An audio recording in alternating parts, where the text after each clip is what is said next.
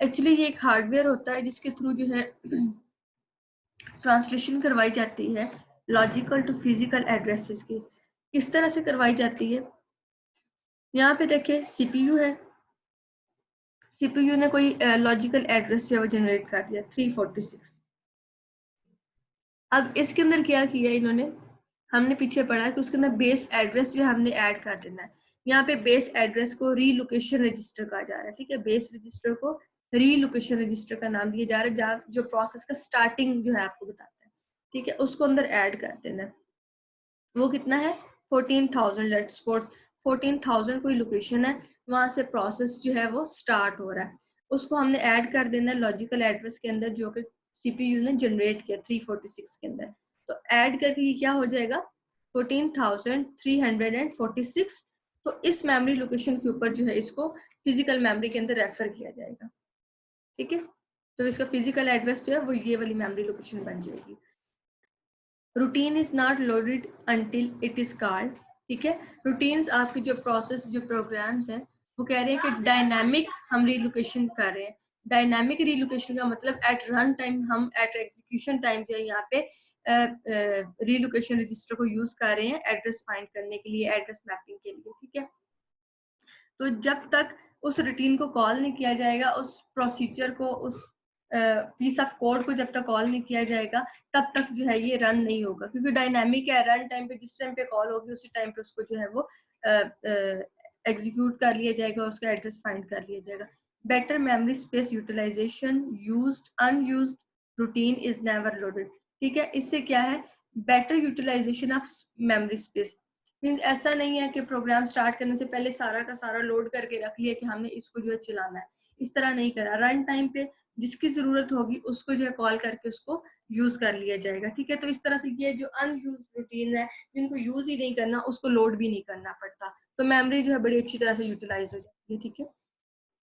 All routines kept on the disk in relocatable load format, ठीक है। सारी routines पहले किधर होती हैं आपकी डिस्क के ऊपर होती हैं, आपके स्टोरेज के ऊपर होती है, सेकेंडरी स्टोरेज के ऊपर। फिर जिसको लेके आना होता है जरूरत होती है उसको उसी रिलोकेटेबल फॉर्मेट के अंदर यहाँ पे ले आते हैं, उसका फर्स्ट एड्रेस जो फाइंड करते हैं, इस तरह से आगे सारा प्रोसीजर चलता है।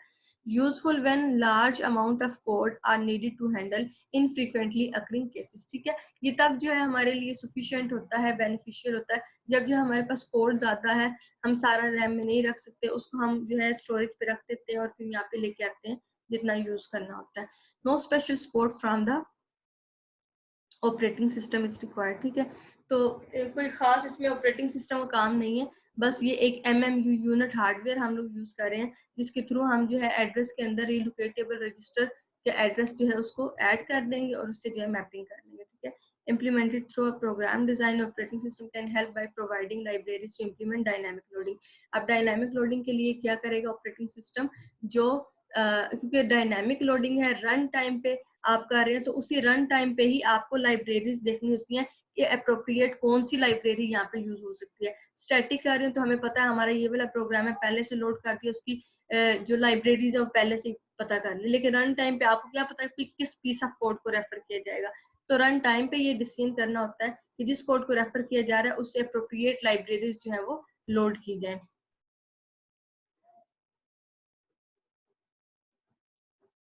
ठीक है।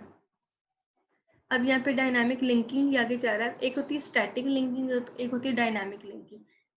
स्टैटिक लिंकिंग क्या होता है, system libraries and program code obtained by the loader into the binary program image, कि आपकी जो लाइब्रेरीज है सिस्टम की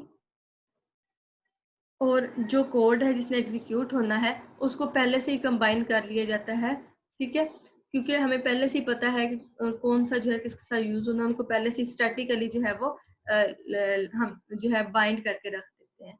स्टैटिक मीन्स फिक्स कर देते हैं, फिर वो चेंज नहीं होता। Dynamic linking, linking postpone until execution time, जब तक एग्जीक्यूशन टाइम रनिंग टाइम नहीं आता तब तक जो है उसकी लिंकिंग नहीं रहती। रन टाइम पे देखा जाता है जो कि जिसकी नीड है उस अप्रोप्रिएट लाइब्रेरी को फाइंड करके जो है वो यूज किया जाता है, ठीक है। Small piece of code called a stub used to locate the appropriate memory resident library routine, ठीक है। स्टब क्या, स्टब होते हैं पीस ऑफ कोड होता है एज अ एजेंट यूज हो रहे होते हैं, ठीक है। तो ये फाइंड करते हैं कि इसके लिए अप्रोप्रिएट लाइब्रेरी कौन सी है, उसको जो है वो लोड किया जाता है और यूज किया जाता है। Stub replace itself with the address of the routine and execute the routine. Operating system check if routine is in process memory address, if not address space add to this, ठीक है। तो operating system जो है देख लेते हैं ये वाली रूटीन पहले से पड़ी हुई है या नहीं पड़ी हुई है तो ठीक है, नहीं पड़ी हुई तो उसको जो है वो एड्रेस स्पेस से जो है फाइंड करके लाया जाता है और फिर ऐड कर दिया जाता है नेक्स्ट यूज के लिए, ठीक है। Dynamic linking is particularly useful for loading the external shared libraries into a running process and then bind those shared libraries dynamic to the running process, ठीक है। जो बात मैंने आपको पहले बताई है वही वाली यहाँ पे रिपीट हो रही है कि रन टाइम पे हम देखते हैं, ठीक है, dynamic linking is particularly useful for loading external shared libraries. इसके अंदर आप क्या करते हैं, एक्सटर्नल जो शेयर्ड लाइब्रेरीज है उसको लोड करने के लिए बेनिफिशियल टाइम डायनामिक लिंकिंग होता है, ठीक है, into running process. Run time पे जो प्रोसेस रन हो रहे हैं, एग्जीक्यूट हो रहे हैं, उसके अंदर आपको कौन सी लाइब्रेरी चाहिए वो आप डिसाइड करते हैं रन टाइम पे, और स्टब जो है उनको फाइंड करके लाते हैं और फिर उन लाइब्रेरीज को आपके डाटा प्रोग्राम्स के साथ जो अटैच कर दिया जाता है रन टाइम पे, ठीक है। इनको जो शेयर्ड लाइब्रेरीज भी कहते हैं। है कोई इस पे मसला डायनामिक लिंकिंग में?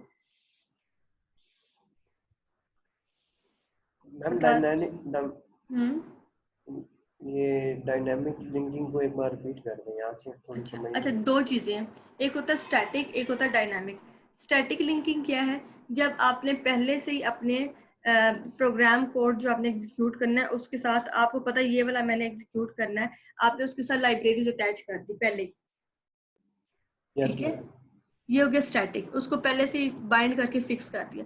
डायनामिक है, आपको नहीं पता रन टाइम पे किस प्रोग्राम ने रेफर किया जाना है, किस मेमोरी लोकेशन ने रेफर किया जाना है, कौन सा प्रोग्राम चलना है। रन टाइम पे वो आपको पता चलेगा, यूजर कहता है ये वाला प्रोग्राम मैंने चलाना है। अब उस टाइम पे उस प्रोग्राम के अप्रोप्रिएट जो सी लाइब्रेरीज चाहिए होंगी उसको स्टब फाइंड करके लाएगा और फिर उसको जो है साथ में बाइंड किया जाएगा एग्जीक्यूशन के लिए। रन टाइम पे डिसीजन करना है, ठीक है। मीन्स डायनामिकली रन टाइम पे ही बताना है कौन सा प्रोसेस कौन सा प्रोग्राम एग्जीक्यूट करना है और फिर उसी के साथ उसके अप्रोप्रिएट लाइब्रेरी जो उससे सूटेबल होगी उसको फाइंड करके अटैच करना है। जबकि स्टैटिक में क्या है, पहले से ही पता है कि ये वाला पीस ऑफ कोड एग्जीक्यूट होना है और उसके साथ हम पहले से ही जो सी उससे मैचिंग होती है उसको स्टैटिकली फिक्स कर देते हैं। लेकिन डायनामिक में हमें नहीं पता होता किसने होना है क्या होना है, उसी टाइम पे डिसीजन करके उसको जो साथ में बाइंड करना होता है लाइब्रेरीज को, ठीक है। ठीक हो गया। और किसी को मसला? गर्ल्स क्लियर है? Yes ma'am clear.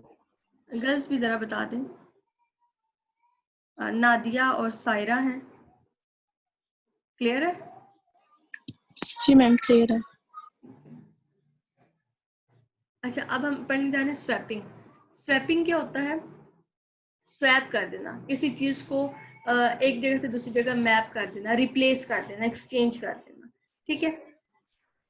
A process Yes, can ma'am. be swapped temporarily out of memory to a backing store and then brought back into the memory for continued execution.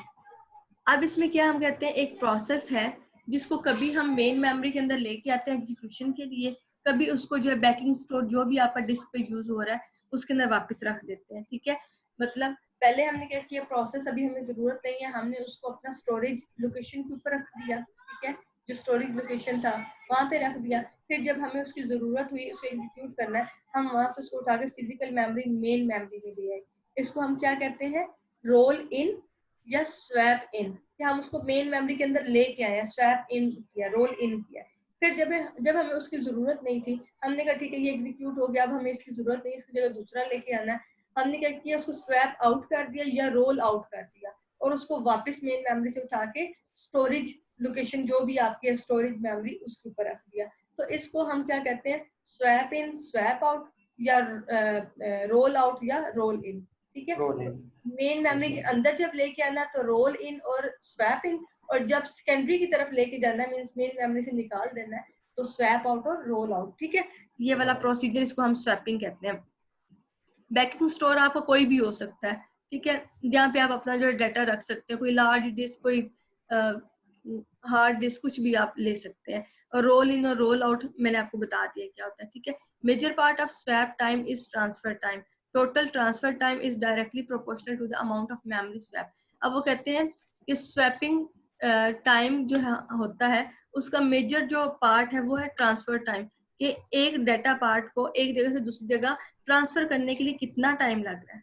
ठीक है, तो टोटल जितना transfer time वो कितना होगा, total transfer time is directly proportional to the amount of memory swap.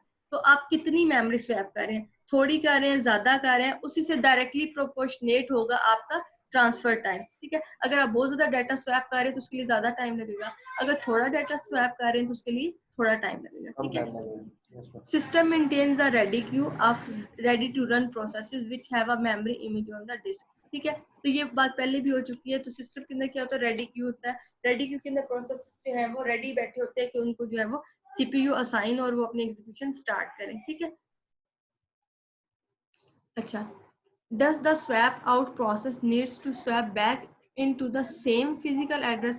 अब हमने ये देखना है कि जब हम स्वैपिंग कर रहे हैं तो थोड़े से इश्यूज आ जाते हैं। एक दफा जो हम डाटा एक दफा उठा के हम मेन मेमोरी में ले आए हैं, जब हम उससे वापस वहां पे रखेंगे बैकिंग स्टोर के ऊपर, तो क्या वो उसी एग्जैक्ट पोजीशन के ऊपर जाएगा वापस या किसी और लोकेशन के ऊपर जाएगा। उसी के ऊपर जाएगा तो ठीक है, किसी और पे जाएगा तो दोबारा से सारी एड्रेस रीलोकेशन ट्रांसफॉर्मेशन और वो सारे काम होंगे। ठीक है, ये इशू है जिसको हमने देखना है। Depends on address binding method. ठीक है, एड्रेस बाइंडिंग मेथड पे डिपेंड करता है कि इसकी बाइंडिंग किस टाइम पे हुई है, कंपाइल टाइम पे हुई है, लोडिंग टाइम पे हुई है या एग्जीक्यूशन टाइम पे हुई है। ठीक है, फिर उसके अकॉर्डिंग जो है देखा जाता है एड्रेस बाइंडिंग होती है। प्लस कंसीडर पेंडिंग आईओस और to from process memory space. फिर साथ में इस चीज को भी कंसीडर करना है कि जो चीज आप वहां से प्रोसेस उठा के ला रहे हैं उसकी आईओस जो परफॉर्म हुई हैं, जो रहती हैं। ठीक है, और उसके अलावा उसने कितनी मेमोरी स्पेस वहां पे एलोकेट की हुई थी, कितनी यहाँ पे की हुई है। ठीक है, तो ये सारा जो है इसको साथ साथ देखना होता है। ये कुछ इश्यूज हैं जो यहाँ पे बताए जा रहे हैं। Modified version of swapping are found on many system, Unix, Linux, Windows वगैरह। ठीक है, बता रहे हैं कि डिफरेंट तरह के स्वैपिंग जो आजकल आ रही हैं, हर एक जो मैन्युफैक्चरर है सिस्टम का, ऑपरेटिंग सिस्टम का, वो अपने लिहाज से नई नई टेक्निक्स लगा के नई नई दूसरों से बेहतर होने के लिए नई नई टेक्निक्स लेके आ रहे हैं। ठीक है, स्वैपिंग जो नॉर्मली डिसेबल्ड होती है बाय डिफॉल्ट, अगर आपने स्वैपिंग करनी है तो खुद से फिर इसको जो है वो इसकी सेटिंग करनी होती है। Started if more than threshold amount of memory allocated. ठीक है, ये कब हम disable again once memory demand reduce below threshold. ठीक है, थ्रेशोल्ड क्या होता है, एक लिमिट, एक रेंज या फिर एक पॉइंट फिक्स कर लिया जाता है कि जब इस पॉइंट से आपका प्रोसेस जो है ज्यादा मेमोरी रिक्वायर करेगा या फिर आपको एक्सीड होगी तो तब वो थ्रेशोल्ड जो है फायर होगा और जो है स्वैपिंग इन होगी या स्वैपिंग आउट होगी। ठीक है, और फिर जब उस पॉइंट से बैकवर्ड आ जाएंगे तो आप उसको जो है वो स्वैप आउट कर देंगे। मीन्स एक लिमिट, एक पॉइंट डिफाइन कर दिया जाता है कि जब हम जो है इस पॉइंट पे पहुंच जाएंगे तो तब हम स्वैपिंग इन या स्वैपिंग आउट कर सकते हैं। ठीक है, ऐसा नहीं है कि बाय डिफॉल्ट स्वैपिंग जो है आपकी इनेबल है और आपका जब मर्जी है प्रोसेस को लाने की जरूरत है या नहीं है या मेमोरी है और तब भी आप लोग लेते आ रहे, ऐसा नहीं है। ठीक है, पूरा प्रोसीजर, इसका थ्रेशोल्ड जो है फिक्स किया जाता है और फिर उस थ्रेशोल्ड से जब जो है फायर हो जाता है, मींस एक्सीड कर देते हैं, तो तब भी स्वैपिंग इन और स्वैपिंग आउट होती है। यहाँ पे दिखाया गया आपको, ये ऑपरेटिंग सिस्टम है, यूजर स्पेस है, अब यहाँ पे प्रोसेसेस है, मेन मेमोरी आपकी है, ये रैम, फिजिकल मेमोरी जिसको हम कहते हैं। ठीक है, अगर यहाँ से कोई प्रोसेस आपको ज़रूरत है, आपने कहा मैंने P2 चलाना है। ठीक है, P2 जो है वो बैकिंग स्टोर पे पड़ा है, इसको यहाँ से उठाएंगे और यहाँ पे मेन मेमोरी के अंदर ले आएंगे, स्वैप इन हो जाएगा। ठीक है, और यहाँ पे जो पहले से चल रहा है उसकी जरूरत नहीं है, या फिर आपने कहा स्पेस कम है, हमने प्रोसेस 2 को लेके आना है, तो पहले इसको क्या करेंगे, स्वैप आउट कर देंगे प्रोसेस P1 को। ठीक है, तो इस तरह से हम लोग जो है स्वैपिंग इन, स्वैपिंग आउट या रोल इन या रोल आउट करते हैं। Roll out. Contiguous allocation. Contiguous का मतलब होता है कॉन्टिन्यूअस, लगातार, मुसलसल। ठीक है, विदाउट एनी होल और ब्रेक। कॉन्टिजियस एलोकेशन के अंदर हमने क्या करना है कि मेमोरी को कॉन्टिजियसली एलोकेट करना है। ठीक है, मेमोरी को जो है दरमियान में होल नहीं देने, इकट्ठी एक साथ मेमोरी ब्लॉक जो है एलोकेट करना है प्रोसेस को। ठीक है, अब देखें, main memory must support both operating system and user processes. Main memory के अंदर ऑपरेटिंग सिस्टम प्रोसेसेस और यूजर प्रोसेसेस दोनों को सपोर्ट किया जाता है, ठीक है। Limited resources must allocate efficiency, इसका क्या मतलब है?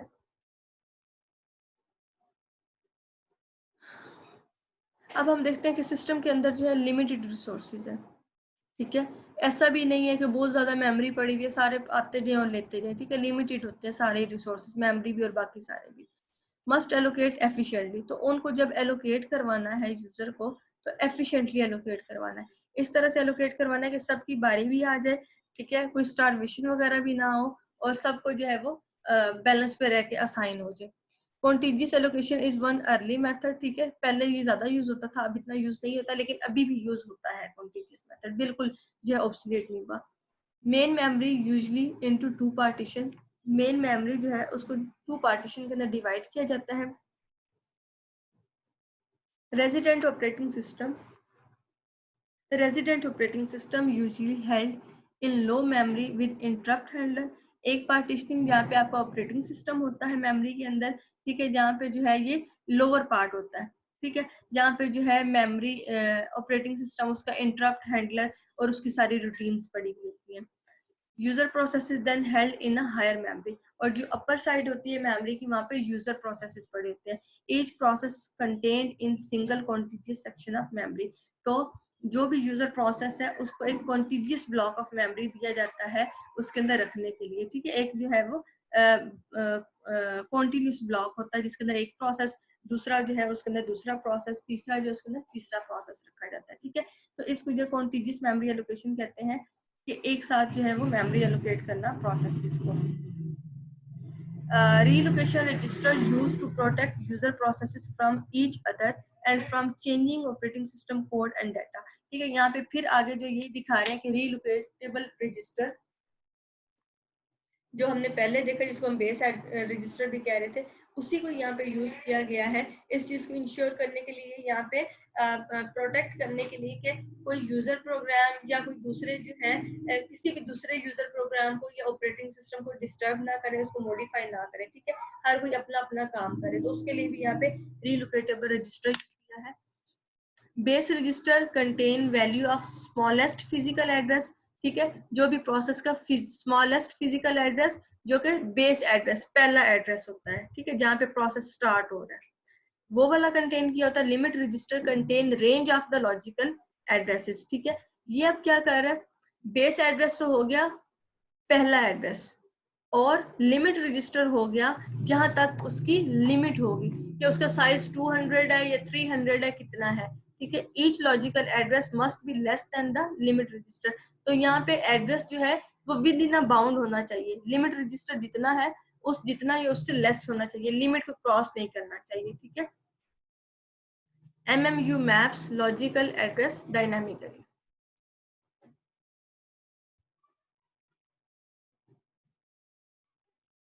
अच्छा यहाँ पे भी MMU ही यूज होगा, अच्छा चलिए यहाँ से समझाती हूँ। CPU है, उसने एक लॉजिकल एड्रेस जो है जनरेट कर दिया। अब लॉजिकल एड्रेस जो जनरेट हुआ, सबसे पहले वो देखना है is less than to a limit register, सबसे पहले तो उसकी लिमिट चेक कर लेनी है, ठीक है, कि क्या वो अपनी लिमिट के अंदर है या नहीं है। अगर लिमिट के अंदर नहीं है तो ट्रैप, और अगर लिमिट के अंदर है, ठीक है, विद इन अ बाउंड है, अपने साइज को एक्सीड नहीं किया, तो फिर रीलोकेशन जो रजिस्टर जो बेस एड्रेस होगा उसको उसके अंदर ऐड कर दिया जाएगा और फिजिकल मेमोरी के ऊपर मैप कर दिया जाएगा। अच्छा ये जो सारे स्ट्रक्चर है ना, इसमें बिल्कुल थोड़ा थोड़ा सा डिफरेंस है, ठीक है, ये बिल्कुल सेम नहीं है, इनमें थोड़ा थोड़ा सा डिफरेंस है, इसको आपने साथ साथ देख लेना, ठीक है। अब इसमें और पीछे वाले में क्या था कि एड्रेस जो था, एक लॉजिकल एड्रेस जनरेट होता है, उसके अंदर बेस एड्रेस वो 14,000 वाला ऐड करते हैं और उससे मैप कर लेते हैं। यहाँ पे क्या है, लॉजिकल एड्रेस जनरेट हुआ, उसने पहले लिमिट चेक की, अगर वो विद इन अ बाउंड है तो फिर उसके अंदर रीलोकेशन बेस एड्रेस को ऐड किया और फिर उससे फिजिकल जो मैपिंग है उसको कर दिया, ठीक है। ये जस्ट अभी सिर्फ आपको ये स्ट्रक्चर दिखाए जा रहे हैं, अभी एक्चुअल में जब आगे हमने पेजिंग और सेगमेंटेशन पढ़नी है तो वहां पे जो है ये एक्चुअल में आपको बताएंगे किस तरह से वैल्यूज जो एक दूसरे के ऊपर मैप हो रही है। तो इस तरह से ये जो है आपको बाउंड बता रहा है कि सबसे पहले लिमिट के अंदर हो आपका प्रोसेस, फिर अगर लिमिट के अंदर आ रहा है तो उसके अंदर बेस ऐड करके जो उसकी मैपिंग कर दिया रजिस्टर की, ठीक है। अच्छा, आगे है multiple partition allocation.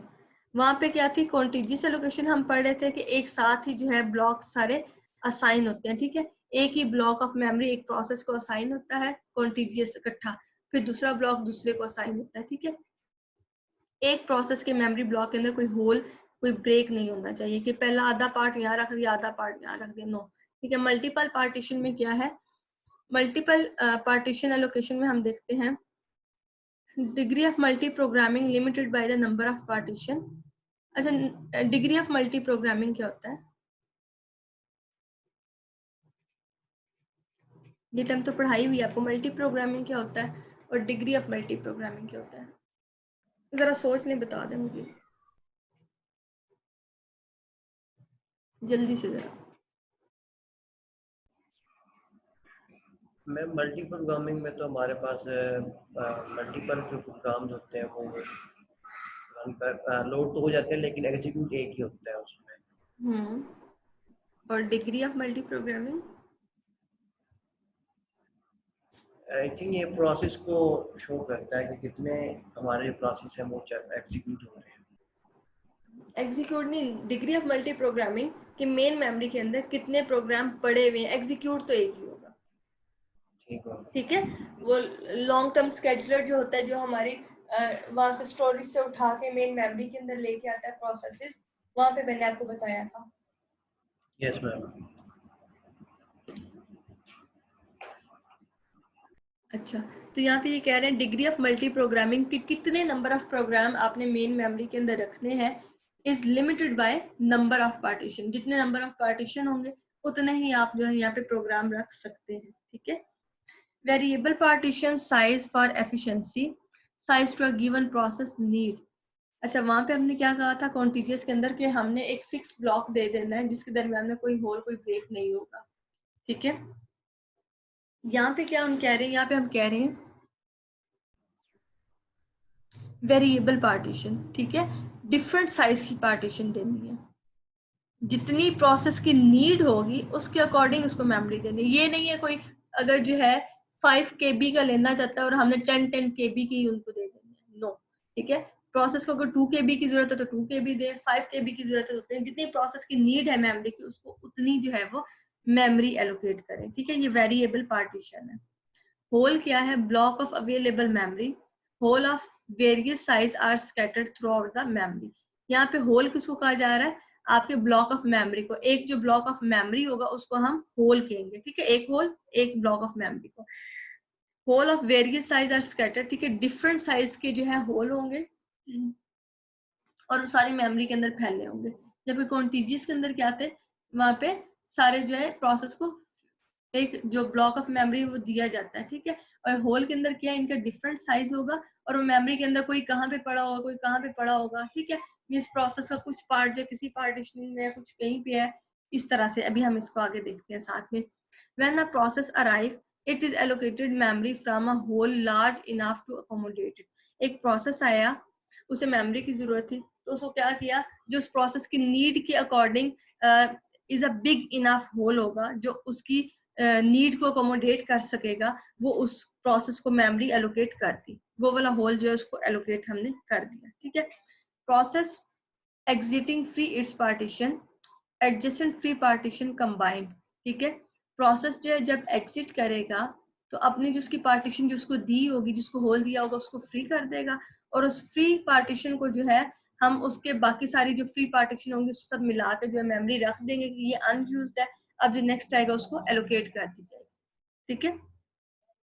Operating system maintain information about allocated partition and free partition.